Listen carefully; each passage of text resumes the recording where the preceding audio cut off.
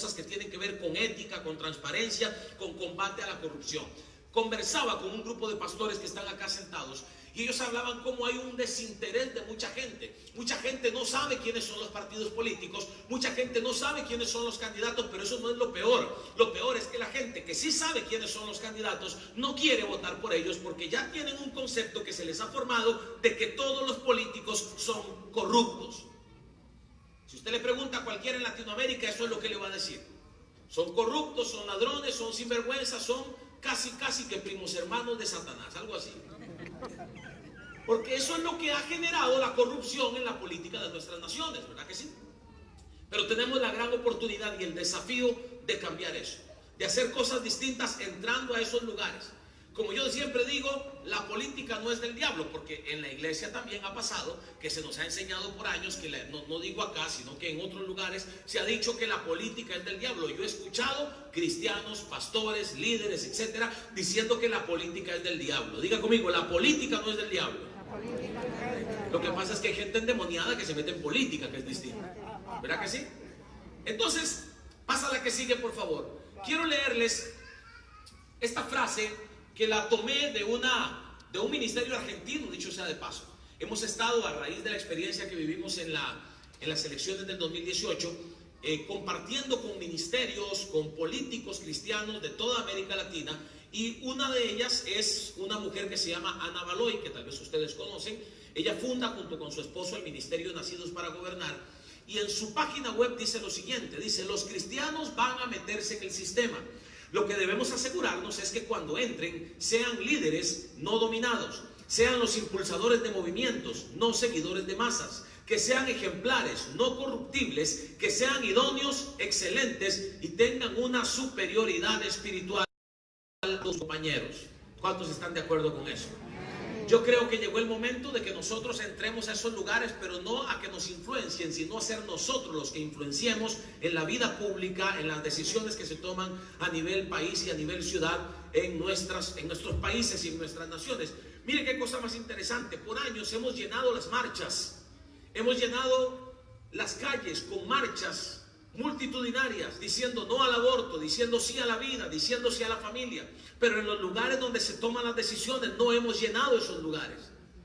Llenamos y ya hay varias experiencias. De hecho, a ustedes les pasó parcialmente, y gracias a Dios que fue parcialmente, cuando en la primera votación que se realizó sobre el aborto se perdió la votación y ganó el sí al aborto, ¿verdad que sí? Las calles estaban llenas de gente diciendo no al aborto, pero adentro los votos no fueron suficientes. Gracias a Dios que después eso se revertió en el Senado, ¿verdad? Fue así. En el Senado se revirtió esto y pues, hoy por hoy no se aprobó. Básicamente eso es. Tenemos que meternos en el sistema, pero hacer los líderes, los que influenciemos, los que dominemos, los que llevemos la iniciativa en las ideas importantes que necesitan nuestras naciones. ¿Usted está de acuerdo? Y dice una superioridad espiritual a sus compañeros. Eso fue, y esto lo dice la Biblia en el caso de David. La Biblia dice que David tenía un espíritu superior y por eso los gobernadores y los sátrapas que estaban también en los lugares de gobierno al mismo tiempo que Daniel le tenían envidia e hicieron planes contra él. Desde ya le voy a decir para que se desanime desde ya, o más bien se anime desde ya. Si usted se mete en la política y va a defender los principios y valores cristianos, lo van a atacar. Se van a meter con usted. Más adelante voy a hablar de eso. Esta es una conferencia pues bastante extensa, pero espero que usted no se nos aburra esta noche, sino que más bien salga muy motivado de acá a hacer algo por su ciudad, a hacer algo por su país. Hay mucho que hacer y es necesario que se levanten hombres y mujeres, como decía mi hermano Daniel, valientes, valientes. ¿Cuánta gente valiente hay acá? ¿Cuánta gente que no le tiene miedo a los ataques hay acá? Si Dios está con nosotros, ¿quién contra nosotros? Ese video que le acabo de enseñar lo presentamos en una conferencia de prensa a principios de agosto del año 2017. Precisamente venía regresando yo de Argentina y presentamos el video. Con la que sigue, por favor. Este es el titular de uno de los medios de comunicación que estuvieron en esa conferencia de prensa. Queremos ser protagonistas en el 2018, dije yo en esa conferencia. Además, recuerdo haber dicho, vamos a ser protagonistas en el 2018. Algunos de los periodistas, de los colegas que estaban ahí, empezaron a reírse. Y yo entendí por qué se rieron.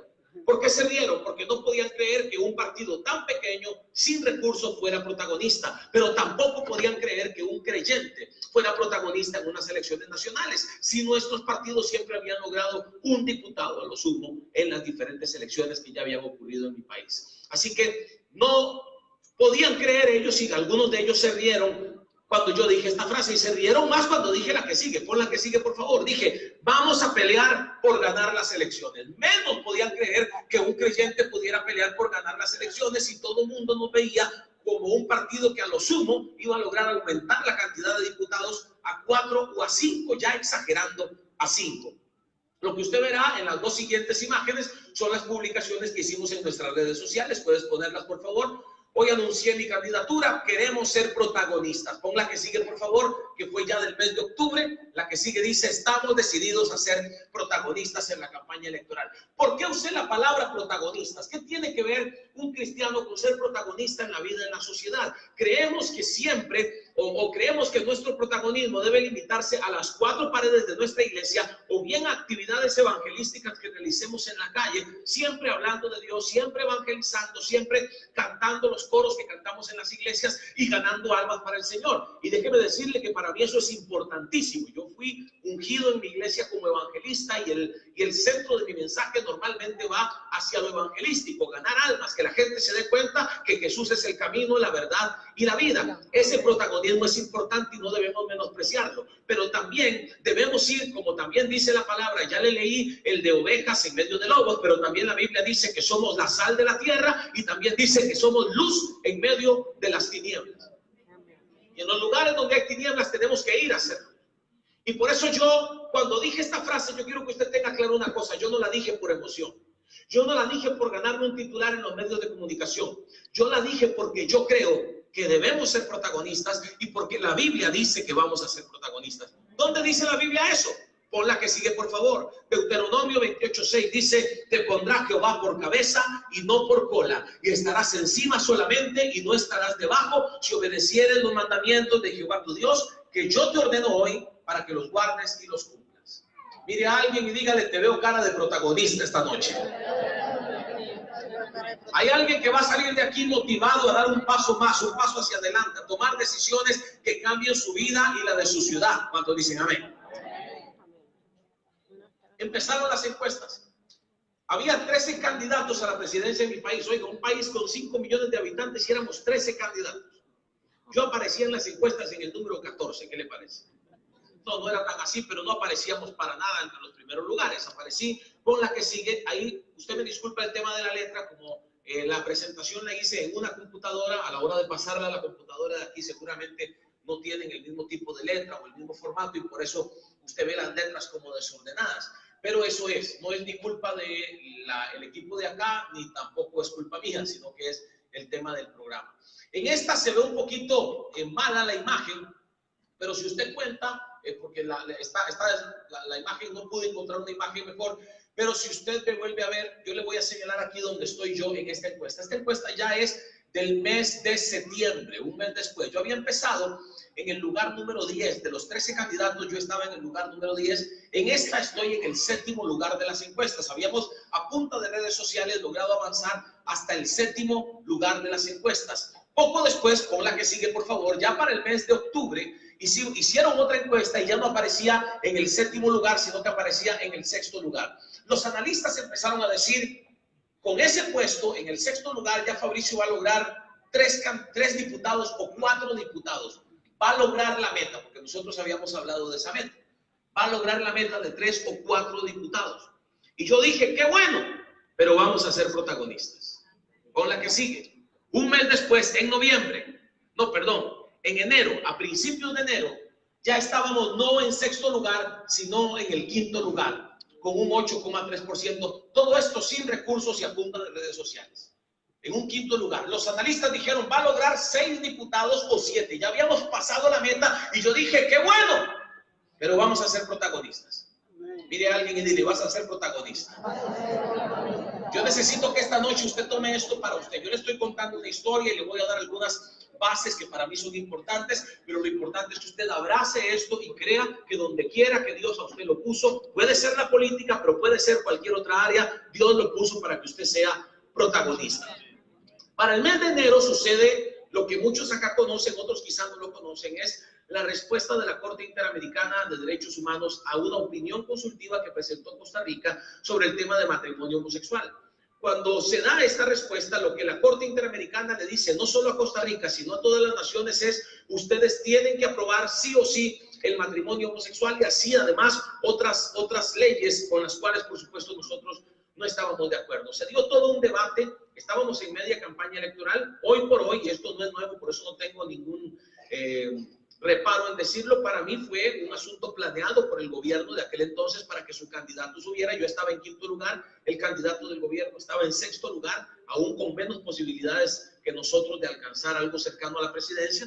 Y entonces yo le hablé a los medios de comunicación empezaron a entrevistar a los diferentes candidatos y yo fui claro en el sentido de que la Corte Interamericana de Derechos Humanos es importante, tiene funciones importantes, pero su función no es imponerle a los países cuáles son las leyes que tienen que aprobarse, porque para eso los países eligen a sus diputados, a sus legisladores, a sus congresistas, a sus senadores. Y esa fue la respuesta que dimos, bastante contundente, al punto de que la siguiente encuesta que se realizó en el mismo mes de enero, faltando solo 2 semanas, arrojó el siguiente resultado. Ya no estábamos en 5º, sino que estábamos en 3er lugar. Subimos 10 puntos en cuestión de una semana y entonces los analistas se asustaron y algunos medios se asustaron y algunos empezaron a atacarnos y a decir mentiras y a hacer campaña sucia contra nosotros y los analistas dijeron, va a lograr 8 o 9 diputados.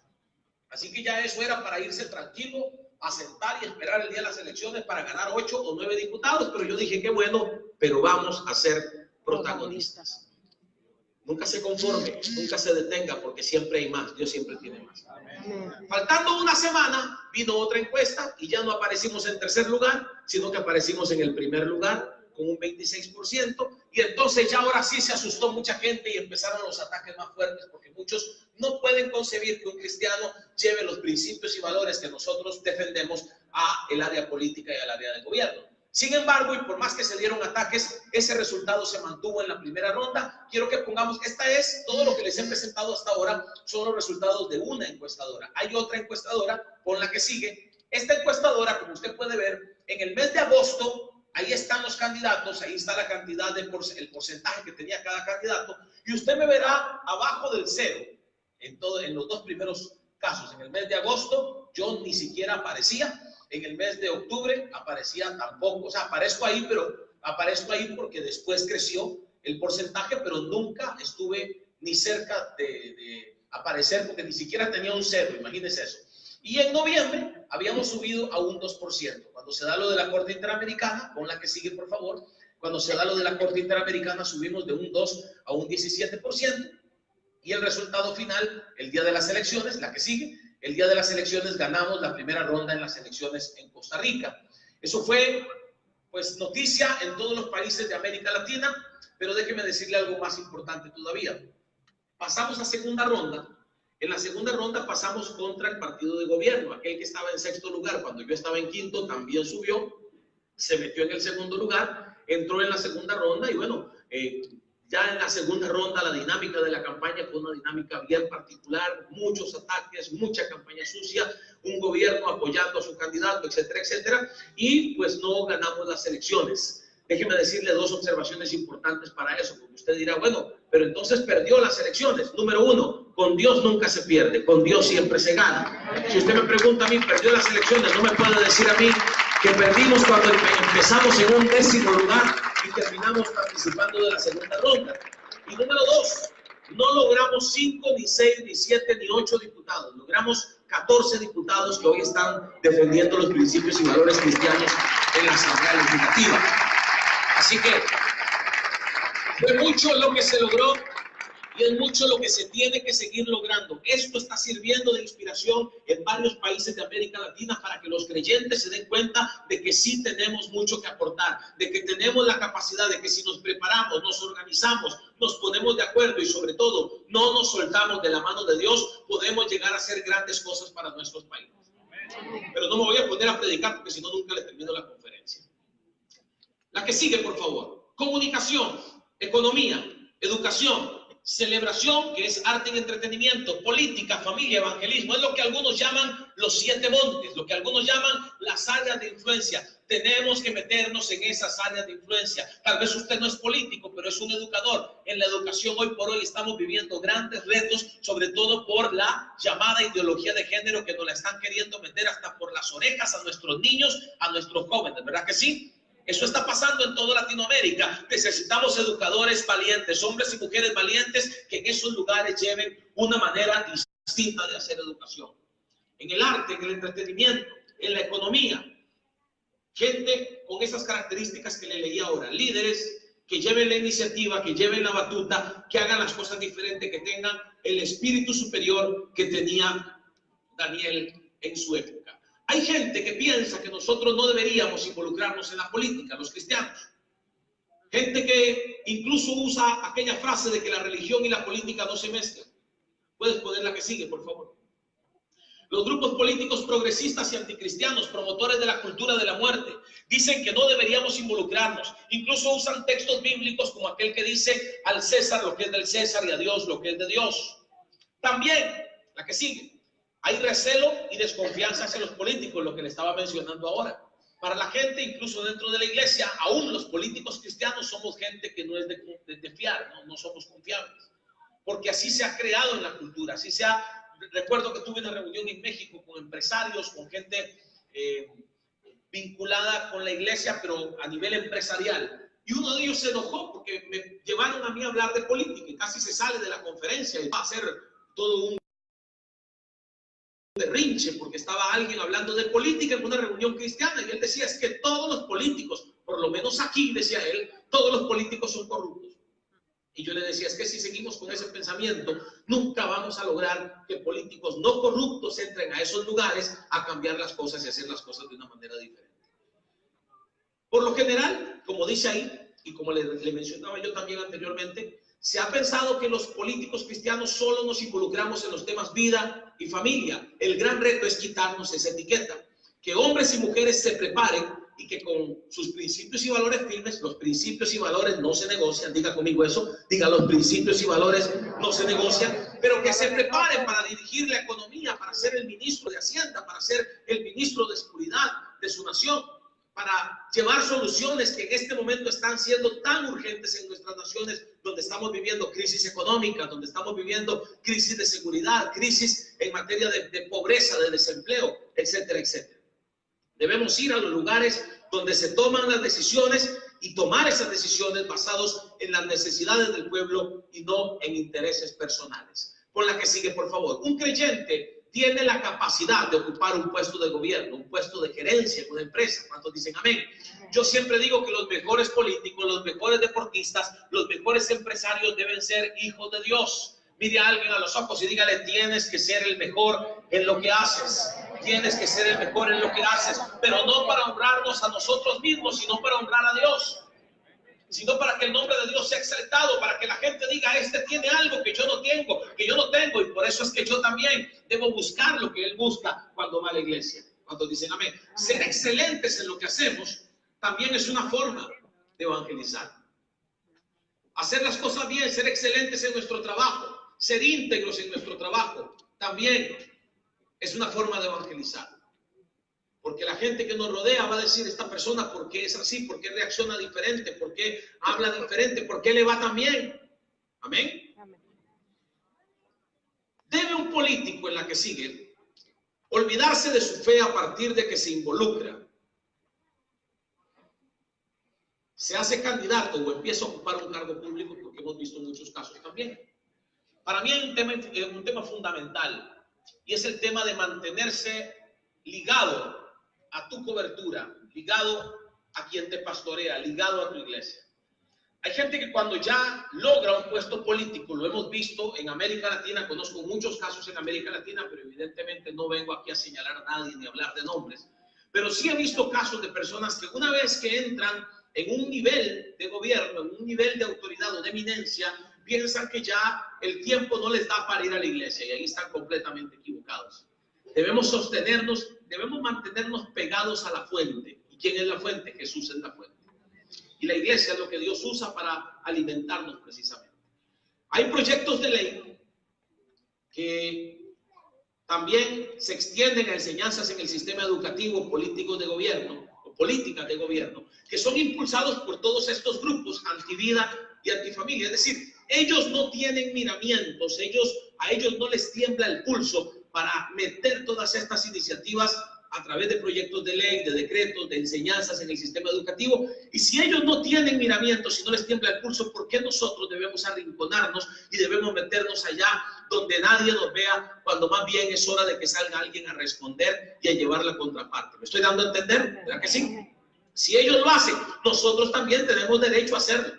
Nosotros también tenemos la responsabilidad de hacerlo para que no terminemos viendo a nuestros países sumidos en una crisis de valores también. Ya de por sí bastante tenemos con las crisis económicas, con las crisis de todo tipo que se dan, como para que permitamos que se nos lleve a una crisis de valores que no quiero ser pesimista, pero también en algunos países ya se está llegando a extremos en ese sentido. La Biblia habla de hombres y mujeres que fueron usados por Dios en el área de gobierno. Podemos hablar de un José, podemos hablar de un Daniel también, podemos hablar de Esther, podemos hablar de David, hombres y mujeres que de diferentes formas Dios colocó en lugares de gobierno y que no dejaron de ser hijos de Dios, que no dejaron de ser gente de Dios por estar en esos lugares de gobierno. Ahora le voy a dar algunos ejemplos. Dice la palabra, pon la que sigue por favor: cuando los justos gobiernan, el pueblo se alegra, pero cuando los perversos están en el poder, el pueblo gime. Proverbios 29:2. Ahora, cuando yo soy creyente, ¿eso me hace justo automáticamente? Por supuesto que no. Debemos tener la capacidad. La gente que hoy está formando partidos políticos, la gente que hoy está involucrada, hoy está involucrada en la política, y el mismo pueblo de Dios, tenemos que tener la capacidad de saber elegir a quienes nos van a representar. Porque como hemos visto casos de gente justa, no creyente, de gente correcta, de gente íntegra, no creyente, hemos visto casos de creyentes que más bien han avergonzado el evangelio cuando se involucran en la política y han hecho las cosas incorrectamente. Terminan muchas veces y en esta era tan complicada de las redes sociales y de los medios de comunicación y de la tecnología, terminan pues en todo lado dándose a conocer las situaciones lamentables en que se involucran. Vamos a brincar, hermano, no vas a poner la que sigue, sino que más bien pasa dos más. Yo te digo cuál es. Dos más, si no la que sigue, no, la anterior más bien.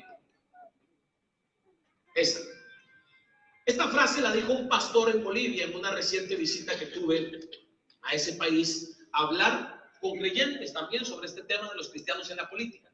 Usted es cristiano y es un ciudadano, y ciudadanía tiene que ver con alguien que vive en un territorio, que tiene un gobierno, que vota, que paga impuestos, que trabaja todos los días, que contribuye al desarrollo de un país. Usted es responsable de todo lo que pasa en este país y usted tiene que ser parte de las soluciones también. Mira a alguien a los ojos y dile: no te puedes desentender. Vamos, dile: no te puedes desentender. Pon la que sigue, por favor. Hay quienes satanizan que un cristiano se involucre en política. Las ideologías que han ido tomando control de la política, estas ideologías que he venido hablando, pro aborto, pro LGTB, etcétera, ellos han ido tomando control de los espacios políticos y de la educación, y precisamente esto es lo que ha provocado un despertar. Lo que sucedió con la Corte Interamericana y la decisión de la Corte Interamericana fue como que despertó a los creyentes en mi país, como que despertó a mucha gente, aún no creyente, que no estaba de acuerdo con estos temas, y dijeron: tenemos que poner políticos que representen nuestros principios y valores. Como repito, podemos llenar las marchas y eso está bien. Podemos llenar las calles multitudinariamente y eso está bien. Pero también tenemos que votar responsablemente poniendo gente que represente nuestros principios y valores.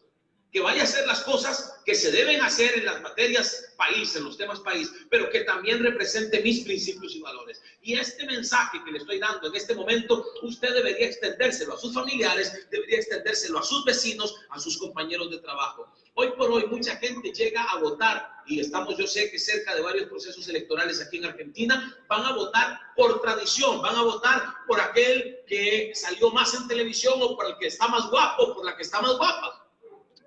Y tenemos que empezar a votar responsablemente. Hoy, más creyentes, gracias a ese despertar, se han interesado en hacer algo por su comunidad, su ciudad o su país. Hablábamos de eso en la mesa anteriormente. Cada vez son más los que se despiertan y yo espero que en Argentina se convierta eso en una mayoría que pronto empiece a cambiar la política de esta nación. Los vemos como candidatos en distintos puestos de gobierno, algunos partidos de corte confesional, otros partidos tradicionales. El punto es que podemos ser sal y luz en cualquier área. Y reitero, cualquier área, diga conmigo, cualquiera. Eso incluye la política. Podemos llevar a los ámbitos de gobierno una manera diferente de hacer política para el beneficio de los pueblos. Diga otra vez conmigo, no me puedo hacer el desentendido. Ahora bien, yo escribí un libro, quiero aprovechar para hacer aquí un comercial. En la parte de afuera usted se va a encontrar este libro, es un libro pequeño que se llama Los cristianos en la política. No voy a entrar en el detalle de lo que dice este libro para que usted lo lea, porque si yo se lo digo en la conferencia ya no lo compra. Pero este libro habla y muestra diferentes capítulos que se llaman de la siguiente manera. Por ejemplo, creyentes de influencia. Diga conmigo, para ser de influencia hay que marcar la diferencia.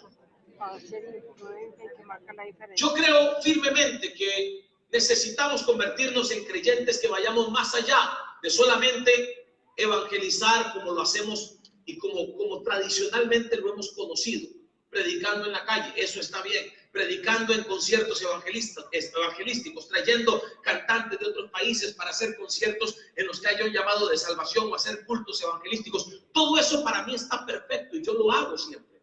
Pero creo que influenciar de otra manera en las diferentes áreas de la sociedad que les mencionaba ahora. Los 7 montes, algunos autores le llaman los 7 montes. Pero yo creo que llegó la hora de ser más allá, de ir más allá y alcanzar una influencia que toque a las personas mucho más allá de solamente en la parte espiritual. Creo que nosotros, vuelvo a decirlo, creo que nosotros tenemos la capacidad de llevar las soluciones a nuestros países. Quiero hablarle del caso de José. A mí me inspira el caso de José, porque a José, cuando pensamos en él, lo que recordamos es que se convirtió en un hombre de gobierno, y en efecto fue un hombre de gobierno. Y déjeme decirle algo más, la crisis que José ayudó a resolver no fue una crisis de valores, no tenía nada que ver ni con aborto, ni con vida, ni con familia. La crisis que José ayudó a resolver, que Dios le dio la estrategia a él para que fuera resuelta, fue una crisis de producción.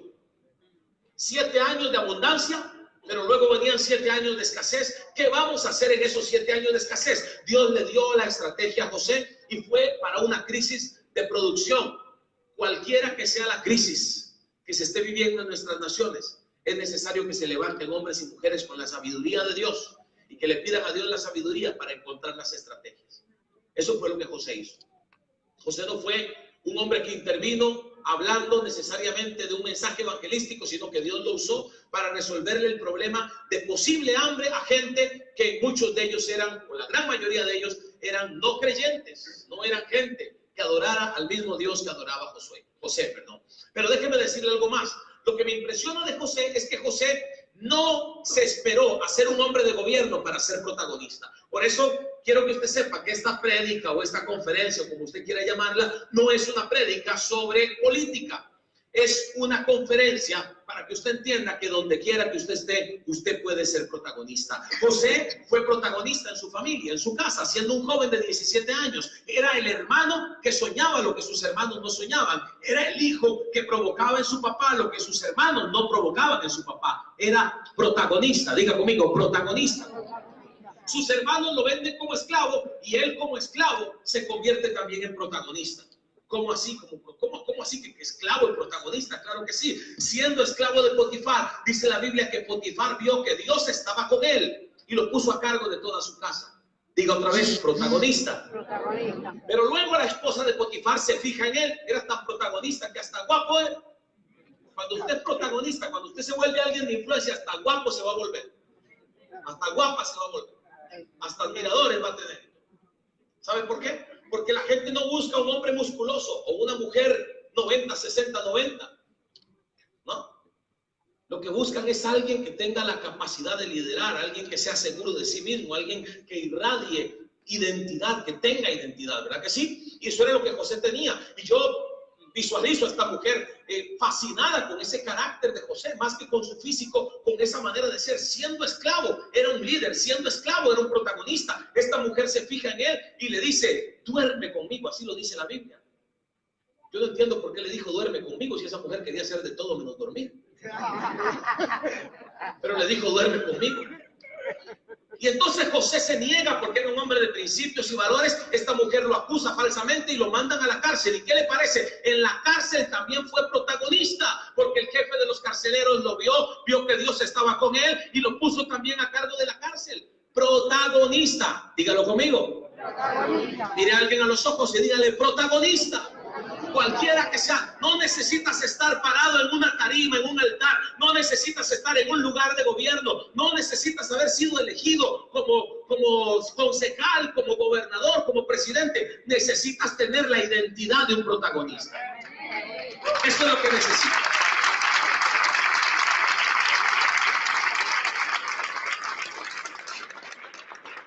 Faraón, cuando ya sacan a José de la cárcel, interpreta los sueños de Faraón. Faraón dice una frase. Puedes ponerla en la que sigue. La que sigue. Faraón dice, ¿acaso hallaremos a otro hombre como este, en quien esté el Espíritu de Dios? Y hay algo todavía más impresionante que está en Génesis 41:55. Cuando se sintió el hambre en toda la tierra de Egipto, ya cuando empezaron los 7 años de escasez, el pueblo clamó a Faraón por pan. ¿Dónde fue la gente? A Faraón, al que estaba por encima de todos. Pero oiga lo que les dice Faraón. Les dijo, id a José y haced lo que él les dijere. El mayor éxito de un político, pero no hablemos de un político, hablemos de cualquiera de nosotros, en donde quiera que estemos, el mayor éxito es que el pueblo lo identifique como alguien que tiene soluciones y que llegó a servir a los demás. Esa debe ser la consigna. Si vas a ser protagonista o si quieres ser protagonista, que sea con las intenciones correctas. Porque mucha gente quiere ser protagonista para ganarse el Grammy, para ganarse el Oscar, para ganarse el reconocimiento, para ganarse el premio. Pero el mayor premio que tú y yo podemos tener, ya sabemos dónde está. ¿Cuál es el mayor galardón? ¿Cuál sabemos que es el mayor galardón? ¿Verdad que sí? Así que seamos de influencia donde quiera que nosotros estemos. Creyentes de testimonio es otro capítulo de este libro que habla precisamente de ser de influencia, pero también dar testimonio. Ya lo hemos estado hablando y no voy a redundar sobre ese tema, pero sí creo que es importante reiterar que donde quiera que nosotros estemos es importante el testimonio, porque van a estar viendo lo que nosotros hagamos, viendo cómo nosotros reaccionemos, viendo cómo nosotros miremos a la gente, cuál va a ser nuestro comportamiento, cuál va a ser nuestro testimonio. Repito, José, bueno, ya lo dije. Si usted pone la que sigue, póngame la que sigue. En la que sigue usted va a ver lo que yo, no, la otra, la que sigue más bien, perdón. Usted va a ver cómo yo, precisamente lo que le estaba mencionando, de cómo José fue protagonista, donde quiera fue una persona de influencia, donde quiera que estuvo. Ahora vas a irte 2 adelante, en donde dice el título Ataques y Persecución. Es otro de los capítulos del libro que yo hablo porque lo hemos vivido, lo hemos vivido. Los ataques van a ser constantes y agresivos. Déjeme decírselo, usted no puede ir pensando que porque usted es tan bueno, porque usted es tan guapo, porque usted es el ungido, porque usted tiene la bendición de su iglesia o la bendición de muchos en su iglesia, todo el mundo lo va a tratar bien. Al contrario, cuando usted representa ciertos principios y valores, usted va a ser constante blanco de ataques. Hoy, un año después de las elecciones, todavía hay gente que nos ataca en redes sociales sin hacer yo nada. Nosotros tenemos un grupo de consejeros en WhatsApp, gente que ha estado cerca de mí desde hace varios años y que han sido muy buenos consejeros en la parte política, y comentamos eso. Un año después nos siguen atacando. ¿Pero por qué nos siguen atacando? ¿Por qué nos siguen maldiciendo? ¿Por qué siguen insultándonos, ofendiéndonos y hasta amenazándonos? ¿Sabe por qué? Porque representamos algo que para ellos es una amenaza. Porque los principios y valores de los que somos abanderados representan una amenaza para ellos. Usted representa una amenaza para el sistema. Usted representa una amenaza para aquellos corruptos que quieren seguir robándose la plata. Si usted entra en esos lugares, usted tiene que saber que usted no puede entrar para ser uno más o para ser un espectador. Si usted entra creyendo ser un protagonista, queriendo ser un protagonista, usted se va a convertir en una amenaza para ellos. Si no, mejor no entre. Si no, mejor ni siquiera lo intente. Porque para hacer lo mismo que hacen otros, entonces ya hay de esos ahí. ¿Están conmigo? ¿Me van a volver a invitar? Los ataques y la persecución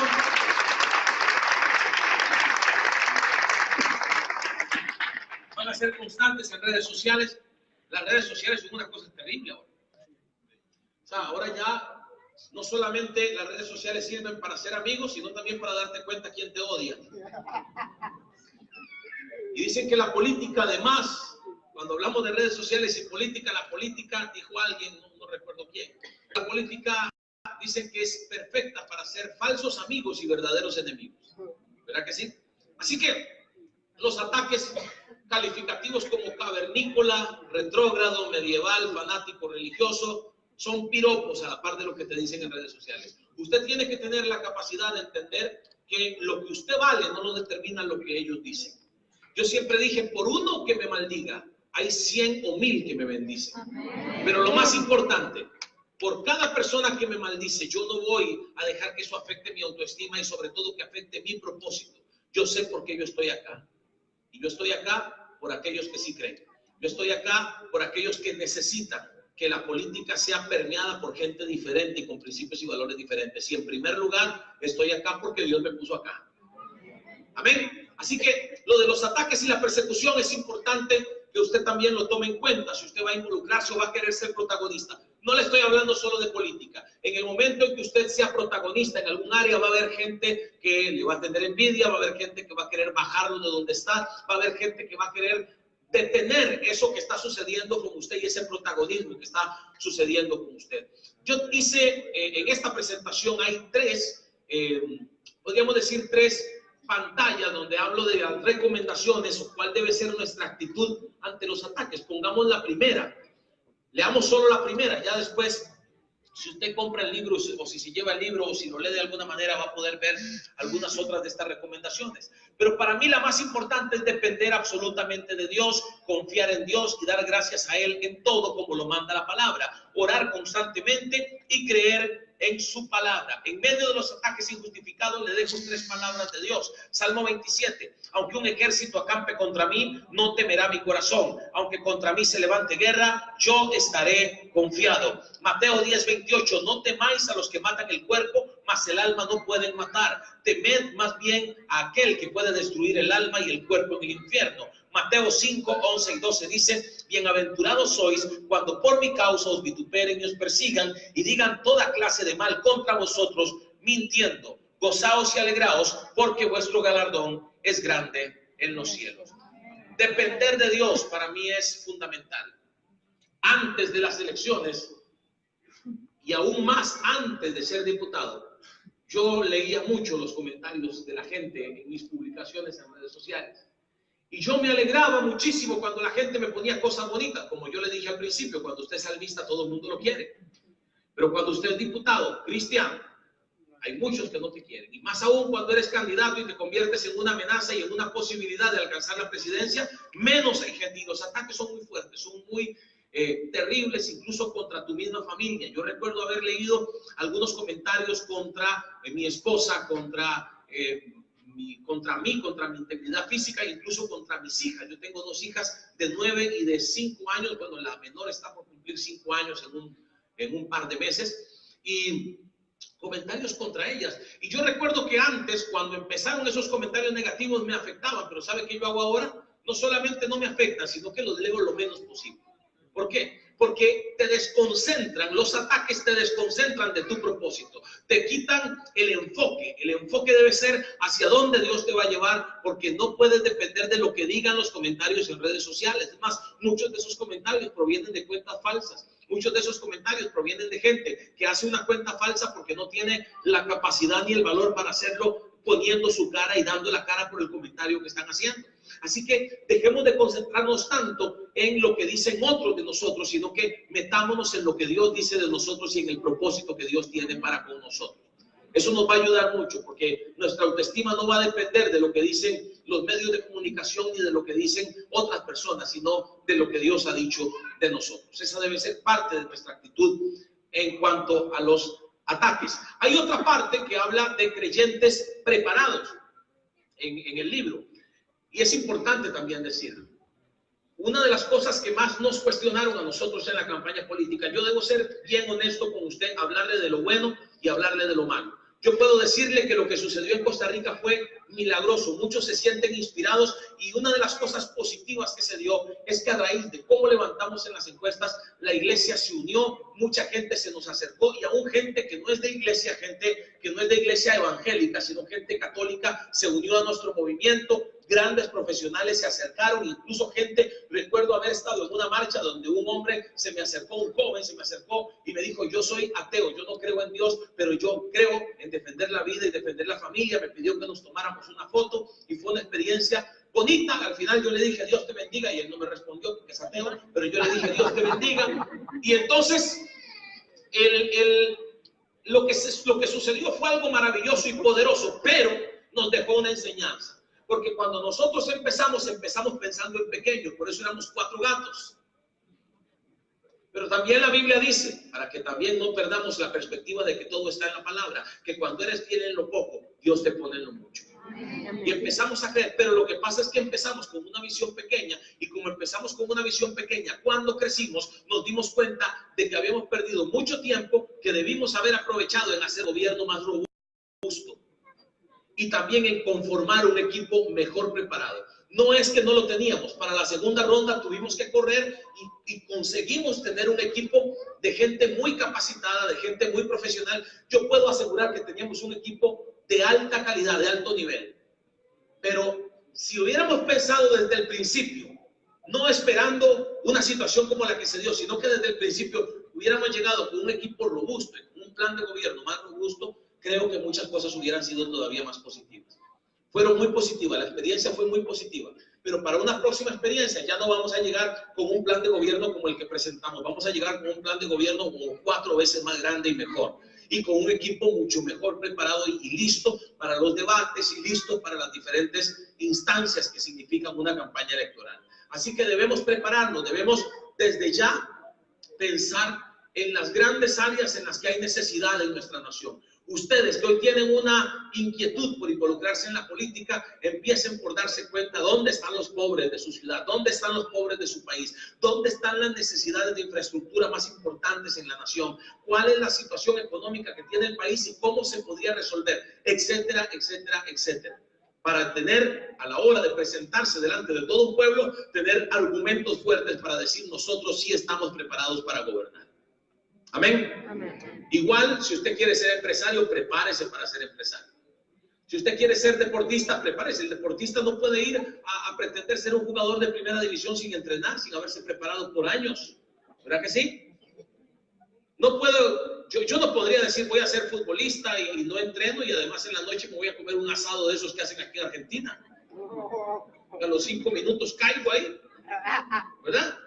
Preparados. Dígale al que está a la par: prepárate. Tienes que estar preparado para lo que Dios tiene para ti. Vamos a avanzar un poquito y yo te digo dónde te detienes, porque yo lo que acabo de decir ya avancé algunas diapositivas. Vamos hacia adelante. Sigue. Es una que dice: un creyente debe estar preparado. Así inicia. Un creyente debe estar preparado. La que sigue todavía. La que sigue. Esa. Un creyente debe estar preparado para aportar en todos los temas que son importantes para la ciudadanía en general, que nuestros aportes sean llamativos y sobre todo trascendentes para la población en general. Si solo nos oponemos al aborto o a la agenda LGBT, nos verán como verdaderas opciones para influir positivamente en la política nacional. Debemos aportar en grandes líneas sobre las cuales se dibuja el desarrollo vital de un Estado para procurar el más alto desarrollo humano, a saber, infraestructura, economía, vivienda, pobreza, empleo, contención del gasto público, defensa de la niñez y del adulto mayor, transparencia, rendición de cuentas, reformas constitucionales, entre otros.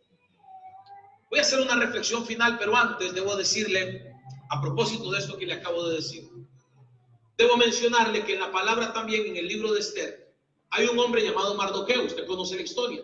A Mardoqueo lo querían matar. Había un hombre que quería matarlo, que se llamaba Amán. Construyó una horca, incluso escribió una canción sobre ese tema. De pronto el domingo la cantamos aquí en la iglesia. Pero la canción habla de cómo Dios dijo en la palabra, o más bien la Biblia dice en Esther, que sucedió lo contrario. Amán tenía una horca para matar a Mardoqueo y al final Amán terminó ahorcado en esa misma horca que él había preparado para matar a Mardoqueo. Pero ¿quién era Mardoqueo? Mardoqueo, la Biblia dice que al final, o sea, la historia es mucho más extensa y familiar de Esther, etcétera, etcétera. Fue el mentor de Esther en todo el proceso que ella vivió. Pero al final dice la Biblia que la gente lo llegó a respetar y a querer a Mardoqueo. ¿Sabe por qué? Porque Mardoqueo procuraba el bienestar de su pueblo. Con esas palabras exactas lo dice la Biblia. Procuraba el bienestar de su pueblo. Si vas a meterte en la política, que sea para procurar el bienestar de tu pueblo, no el bienestar propio. El bienestar propio, Dios se encargará de él y no te va a ir mal. Pero lo que quiero decir es que tu prioridad debe ser ir a esos lugares por beneficiar a la gente que hoy más está necesitando. Por llevar soluciones a un pueblo que necesita soluciones y no más problemas. ¿Verdad que sí? La reflexión final, ponme la que sigue, aunque todavía no voy a terminar, pero es la reflexión final de la conferencia. ¿Debe un cristiano participar en política? Sin duda alguna. Hombres y mujeres con principios y valores que le cierren la puerta a la corrupción. ¿Cuántos dicen amén? Amén. Que se esfuercen por ver a su pueblo en las mejores condiciones. Ese es el llamado. De la misma manera que el empleado de un banco que es cristiano se congrega y le sirve a Dios, está llamado a marcar la diferencia en ese banco. Un político creyente debe ser luz en medio del ambiente político. Ser diferente, pues solo marcando diferencia se puede ser de influencia. Quienes han expresado que los cristianos no deben involucrarse en política, la que sigue, exacto, lo han hecho con frases como al César lo que es del César y a Dios lo que es de Dios, o la política y la religión no se mezclan. Frases completamente sacadas de contexto para respaldar lo que no es otra cosa que intolerancia religiosa y un odio creciente a todo lo que tenga que ver con Dios. Les estorba a Dios, les incomoda a Dios, y entonces la presencia de un creyente en un puesto de eminencia representa una amenaza a sus intereses anti-Dios, anti-vida y anti-familia. En medio de los creyentes encontraremos un grupo no pequeño de cristianos que no están de acuerdo con ver en cualquier creyente o con ver a cualquier creyente postulándose a un cargo político. Pero en medio de esas voces negativas se está levantando una generación de hombres y mujeres que está entendiendo que desde un lugar de autoridad y eminencia se puede ser de bendición y de testimonio a toda una ciudad o una nación. Espero que al ver esta conferencia ustedes se hayan motivado y se inspiren a ser parte de esa generación y sean empoderados de manera que sin ningún tipo de temor incursionen en la política de Argentina y ayuden a provocar los cambios que éste necesita. Es mi oración que esa generación sea cada vez más numerosa y podamos ver en América Latina, como en algunos países africanos, como Uganda o Kenia, presidentes cristianos dándole gloria a Dios mientras gobiernan con autoridad, justicia, sabiduría, equidad y sobre todo santidad, para demostrar a propios y extraños que cuando los justos gobiernan, el pueblo se alegra. Pon la que sigue, por favor.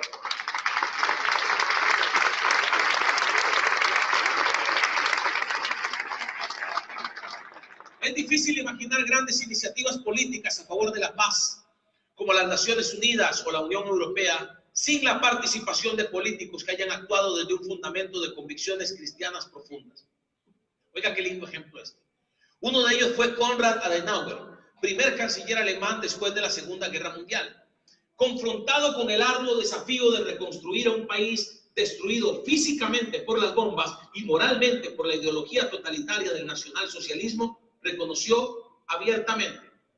Fue lo que dijo Konrad Adenauer. Adelante. Él dijo: tengo una tarea muy difícil. No puedo tener éxito sin ayuda divina. El éxito viene de Dios. Busca a Dios sobre todas las cosas, reconócelo en todos tus caminos y Él te ayudará y Él te hará salir adelante.